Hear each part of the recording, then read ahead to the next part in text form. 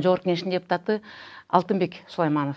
Ал кишини бир элдер бир топ пайыз бир элге деген бандит катары же болбосо бир жанагы уюшкан топтун мүчөсү катары кабыл алса, кээ бирлер ал баланы патриот жигит катары кабыл алышат да. Анан кийин ал кишинин андагы өзүнчө бир жакшы көргөн шайлоочулары, эл журту бар дегендей, бүгүн ал киши элге ачык эле айтып, 10 миң, 20 миң сомдон сурагыла, мурдагыдай 1000 сомго добуш бербегиле деген сөзүн айтып чыкты. Бул элди бир топко ренжитти, анткени калктын баары эле ишене бербейт да, акчага сатылып атабыз деп. Алар биз чыныгы депутаттарды шайладык деп бүгүнкү күндө да ишенип жашаган адамдар көп.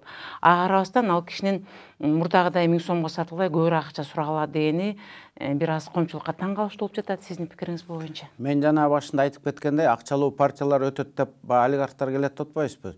Тикелей эле жана базардагыдай болуп сатып, жана айтпадым, базардагыдай болуп сатып алуу ал главный фактор ал эмес. Главный фактор жана акчалуу партиялар бүт шайлоо кампаниясын башкача жүргүзөт. Акчасы жогу ошол кошуна айылга барып агитация жүргүзө алып, 100 кишиге өзүнүн программасын айта албай калат дегендей да.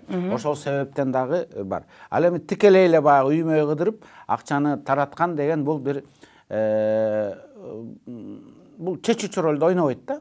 Жанагы биз акчалуулар келет дегендеги түшүнүктөн. Ал эми Алтынбектин, Сулаймановдун айтканын мен көрдүм. Мен толук мындай гарантия менен айта алам, Алтынбек аны жакшы ой менен айтты.